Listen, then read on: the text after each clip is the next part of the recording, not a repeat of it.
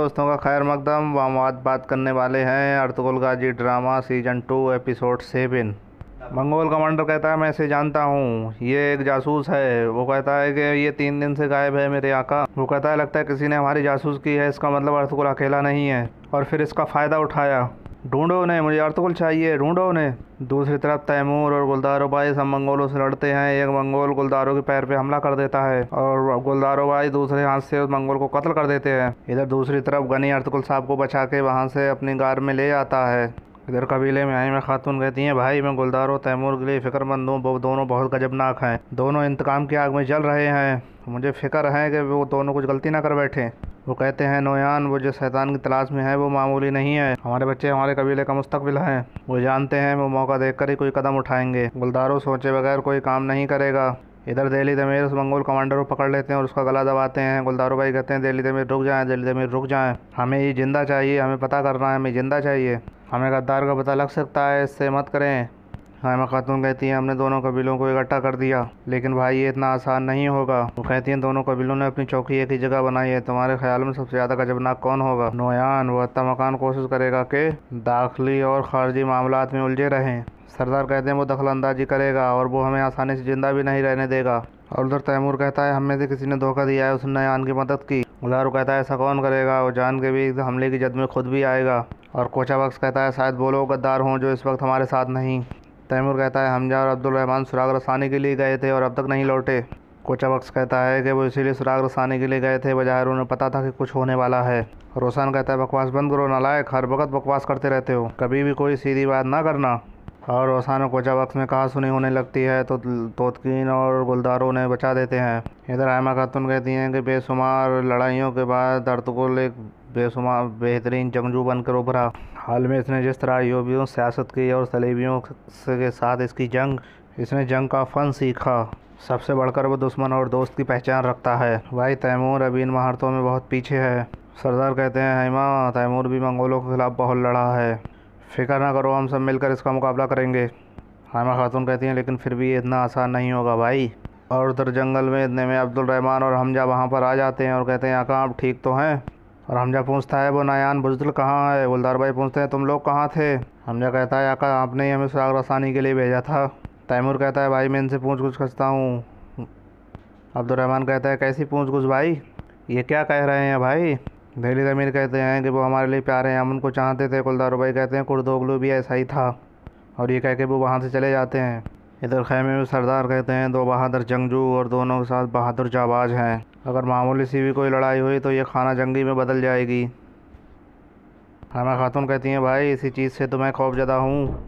और उधर जंगल में तैमूर अब्दुल रहमान और हमजा की पिटाई लगाते हैं और उनसे पूछते हैं बताओ तुमने दोनों में से गद्दारी किसने की बताओ। और उधर नूरगुल साहब कुछ कह नहीं पाते और गुस्से में पेड़ पर अपना कुड़ारा मारने लगते हैं। तैमूर कहता है बताओ तुम दोनों में से हमें नोयान के आगे किसने बेचा बताओ, या तुम दोनों इसमें मुलव्वस हो बताओ।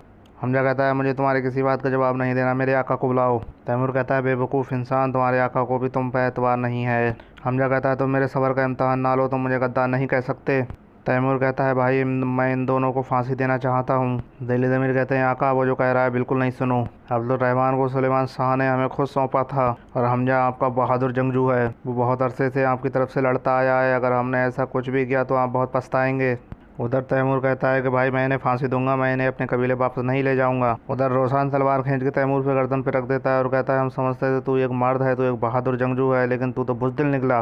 गुलदारो कहता है रोशन रुको, क्या तुम पागल हो गए हो? क्या हम अपनी तलवारें एक दूसरे पर उठाएंगे?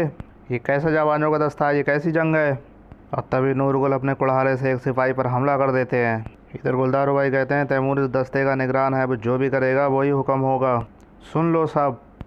इधर सरदार कहते हैं कबीले के बीच फूट रोकने के लिए हमें ख़ानदानी ताल्लुकात को मजबूत करना होगा। जंग के इस खतरनाक सूरत हाल में भी हमें एक दूसरे पर पहले से ज़्यादा भरोसा करना होगा, एक दूसरे की दावतें और इकट्ठे जरगे करने होंगे, और इसके लिए सबसे बेहतरीन तरीका शादी है। और ये सब बातें छुप के और सरदार की बीवी सुन लेती है। शैलजान कहती है कि रोशनी अब तुम्हें शादी कर लेनी चाहिए। रोशनी कहती है क्यों, किस लिए? हलीमा की तरह बेवा होने के लिए। शहनाज कहती है ये तो मुकद्दर की बात है, लेकिन तुम तो ऐसे कर रही हो जैसे कि अर्तुगरुल की बेवा तुम हो। वो कहती है बहन तुम इतनी जल्दी कैसे भूल गई कि मैं माँ नहीं बन सकती और बिल्कुल बेकार हूँ, और ये सब कुछ तुम्हारी वजह से हुआ है, तुम्हारी अहम काना ख्वाहिशातों की वजह से। वो कहती है बताओ मुझे कौन शख्स कबूल करेगा, मुझे बताओ मुझे। और वो उसे समझाने की कोशिश करती है, लेकिन रोशनी गुस्से में वहाँ से चली जाती है।